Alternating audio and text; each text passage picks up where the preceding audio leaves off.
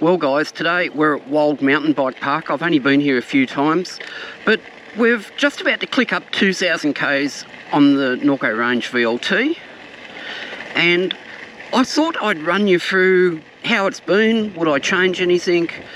There has been some changes since last we spoke, because I've had a bit of a mishap with the bike rack on the road. We'll talk about that. But yeah, I just thought it was a good place to go over everything with regards to this bike. So we'll get up to the top of the hill and we'll talk a bit more.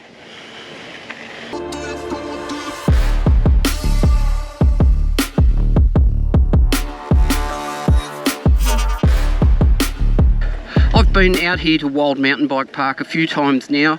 There's something for everyone. There's BMX tracks, there's a pump track, there's junior mountain bike tracks, and the trails here range from super easy for anyone to, you know, intermediate with black options. You know, some of the stuff I look at and it's like, oh god, but I'm starting to attempt some of it. It's a really good place to get your confidence up slowly.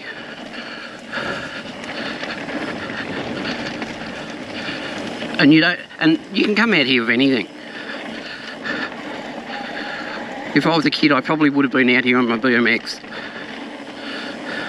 Now there's maps everywhere here. It's just like a ski map.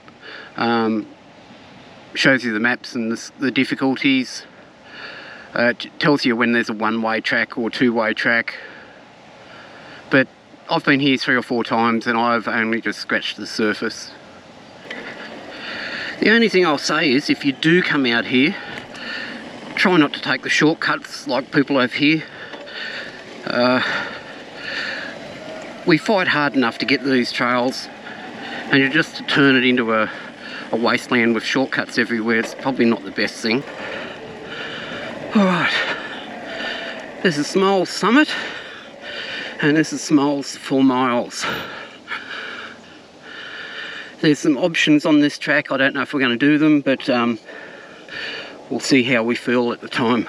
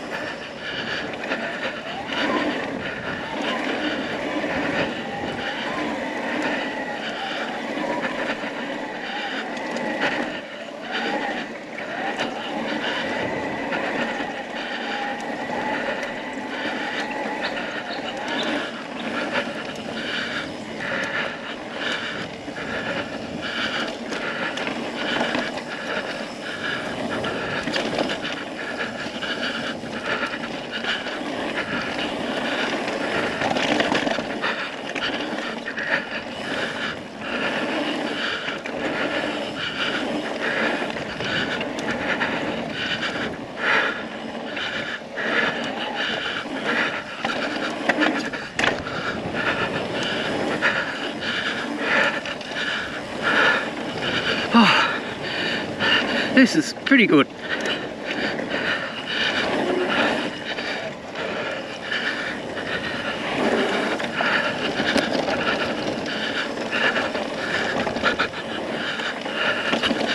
I'm not doing a gap jump today.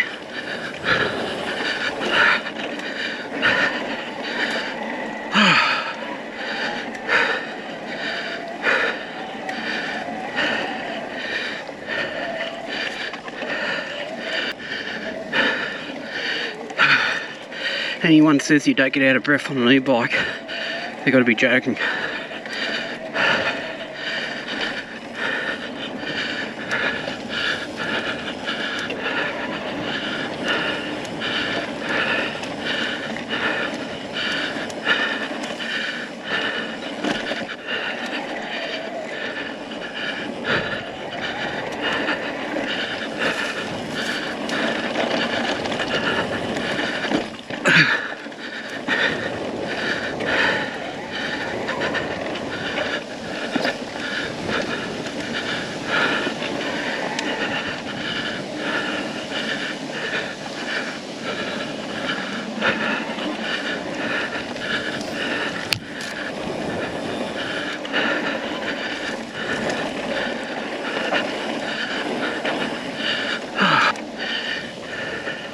Now, I do a bit of everything on this bike. I know it's a long travel enduro bike, but I commute, I go on adventures, and I do some park, and I can't fault it. Yes, it's not the perfect bike, but I don't think there's anything that is. Okay, this is good.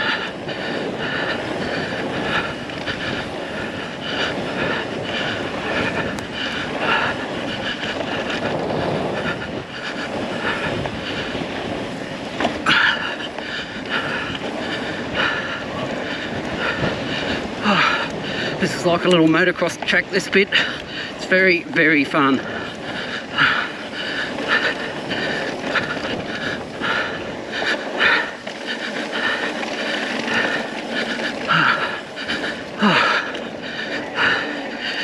As you can see, I have a ball on this thing.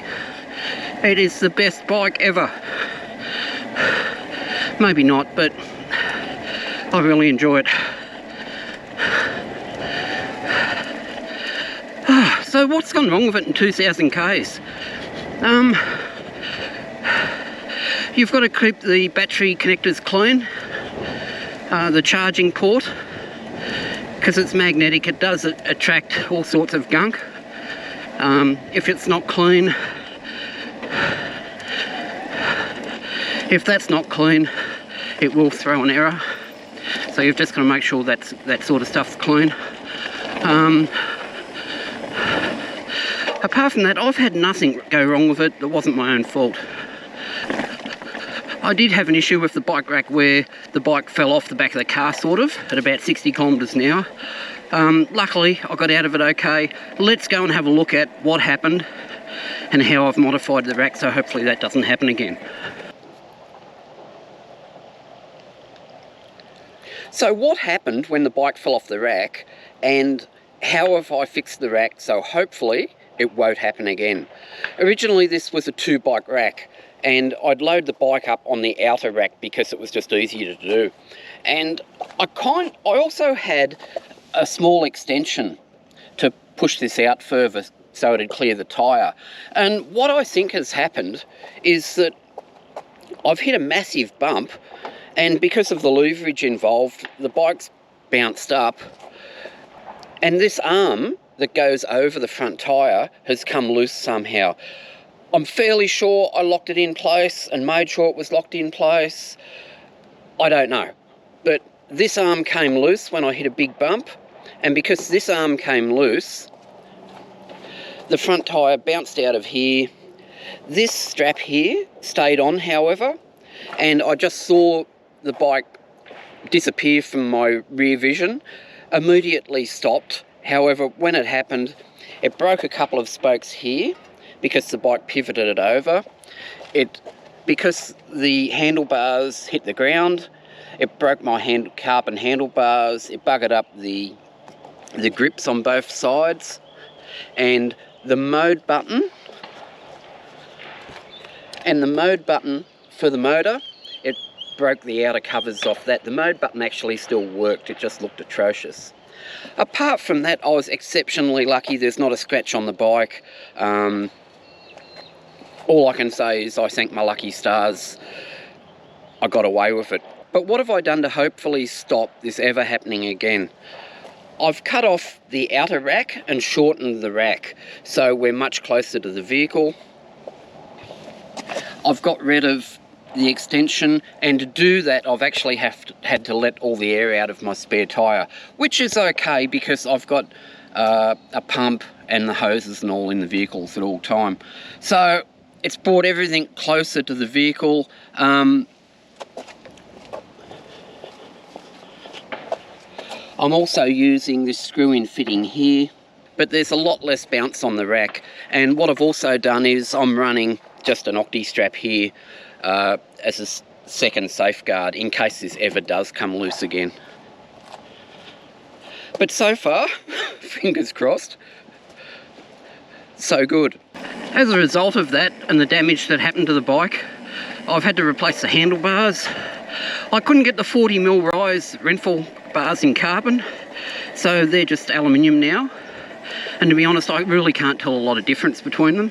Now, I thought I'd make lemonade from lemons with regards to the wheel set, and I've had a new wheel set made up by Wylde in Chatswood in Sydney. Awesome guys. They were done in a few days. They hand make their wheels. They give you a lifetime guarantee. If you break them, they'll fix them or repair them. So I've got I didn't want to go over the top because I don't think I need it, but I've got a set of DT Swift SR541 rims with DT Swift 240 hubs. I haven't upgraded the ratchet in the back because it's better than what I had, and I really didn't have too many problems with that. I should stop talking so I can do this drop off.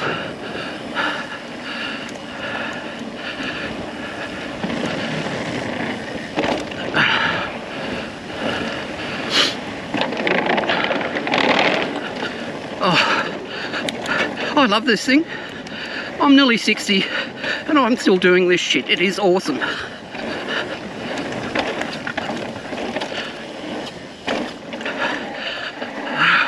Yeah, so really happy with the wheel set. I really can't tell much difference except they sound better. And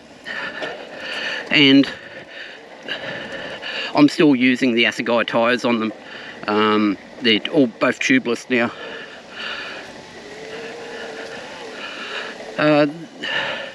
The other breakage I had that was a bit of a drama was the mode button for the EP8 motor. I couldn't find one anywhere, and I ended up having to mail order it from interstate. The issue I had though was that I put it all back together and went for a ride, and about 7 k's from home the motor just clagged out and it wouldn't reboot. It would go to the Shimano logo on the display and then just shut itself down. So I had to ride home. With no motor for 7 k's, which was okay. I wouldn't want to do it all the time, but it was okay. And when I got home, I disconnected the battery, put everything back together, and it booted up. I then logged into the system with my phone, and it appeared as though everything had been updated except for the mode button. So I'm suggesting that the firmware on the mode button wasn't the same as the rest of the bike, and that caused an issue. Once I've updated that, I've probably done a couple of 100 k's now with no further issues. So the bike's been trouble free. As I said, apart from my own issues. Knock on wood. I just hope I don't have any issues going forward.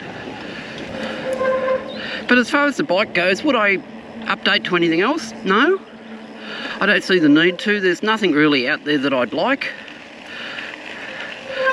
Are there any more mods that I'd like to do to it? Not really. You know, as things wear out and I replace parts, I'll put in better parts probably. But the way it sits at the moment, it's doing everything that I want and nothing that I really don't want.